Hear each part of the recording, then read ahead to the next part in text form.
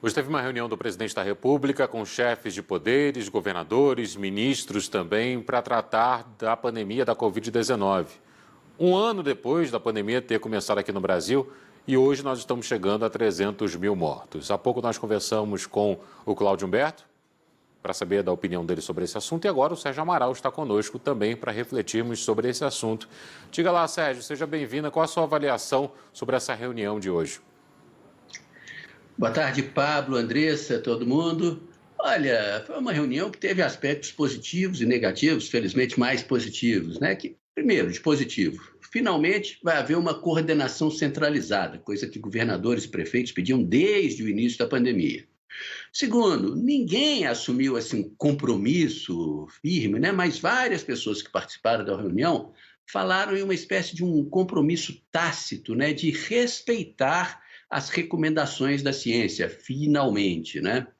Terceiro, tentativa de antecipar, acelerar a entrega das vacinas, né? Porque a maioria só está prevista para o segundo semestre e a situação está pegando é nesse momento, né? E quarto, uma coisa que chamou a atenção, me chamou a atenção de algumas pessoas lá da reunião, é o seguinte, que vários falaram em distanciamento, necessidade de distanciamento, como o presidente da Câmara, Arthur Lira, governador Ronaldo Caiado, e tudo na frente do presidente.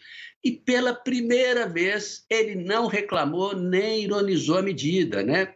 Não compartilhou, tudo bem, mas não reclamou, o que para muita gente indica uma mudança. De negativo é que o presidente insistiu no tratamento precoce, né? Destoou um pouquinho lá, mas um ministro que participou da reunião me disse o seguinte: olha, isso também foi mais para ele não dar um cavalo de pau total, não dar o braço a torcer de uma hora para outra. Outra coisa, faltou uma representação de prefeitos, né, que são os caras que lá na ponta aplicam a vacina. E fora de lá, muita gente reclamou que a reunião veio com um ano de atraso. Você falou isso na abertura aqui do nosso papo, né, Pablo? É verdade, mas também é verdade que antes tarde do que mais tarde, né? Mas resumindo, como disse agora há pouco o Cláudio Humberto, foi assim, uma espécie de intervenção branca dos outros poderes com a concordância do presidente da República, porque ele está pressionado, né? Está pressionado pelo aumento do número de casos, pelo aumento das mortes e pela comunidade internacional, né? E a estratégia de guerra contra o vírus, então, parece que vai mudar, e isso é bom. Eu acho que no frigir dos ovos, o balanço final claro, é positivo.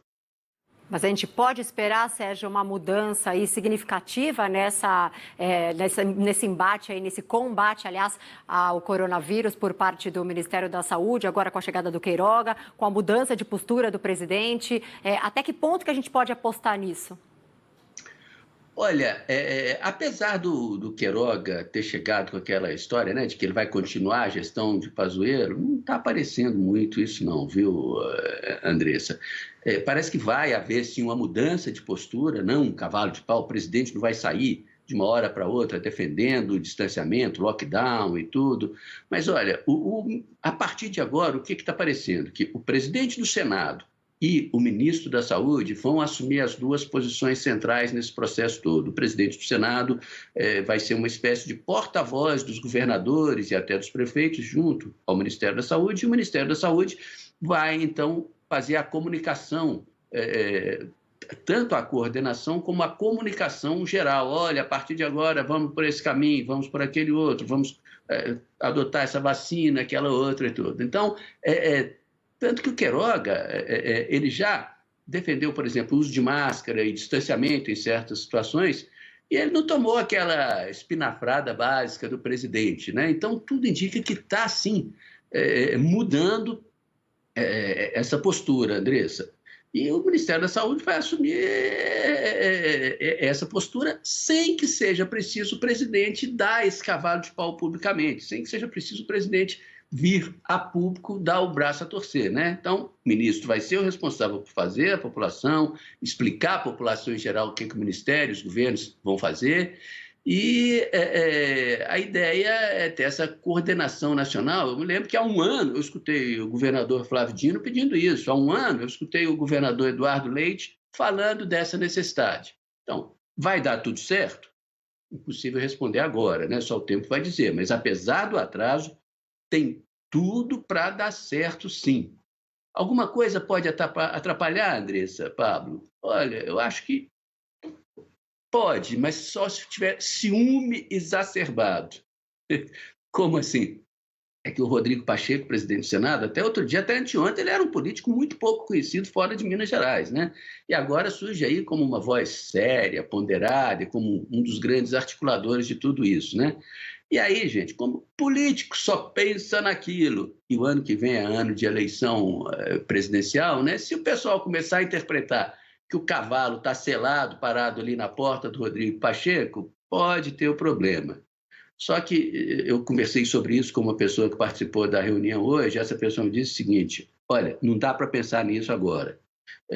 Tem que juntar tudo quanto é força para brigar com o inimigo comum que é o vírus. Se o Pacheco crescer com isso, bom para ele, mas o que interessa é que seja bom para a população inteira. E não dá para discutir isso, né? Isso é meio óbvio, né? Meu caro Sérgio, mas o quanto que pesa também na presença de Rodrigo Pacheco o fato de o Senado ter perdido 3 senadores para a Covid-19? Principalmente o último, né? Porque os 2 primeiros, inclusive, se enquadravam naquele quadro de grupos de extremo risco, né? Ambos com mais de 80 anos de idade e tudo. O Major Olímpio, não, uma pessoa nova, né? Com menos de 60 anos, forte, atleta, como diria o presidente da República, né? Sempre foi atleta. E ele era uma pessoa muito mais atuante, que desde o início da pandemia estava brigando muito para que o governo federal adotasse posturas diferentes. Então, com certeza, a morte do Major Olímpio, principalmente, sim, também de José Maranhão e Haroldo de Andrade, claro, mas principalmente Major Olímpio, influiu, com certeza, nessa disposição, nessa mudança de humor, principalmente de vários senadores, inclusive de vários deputados também.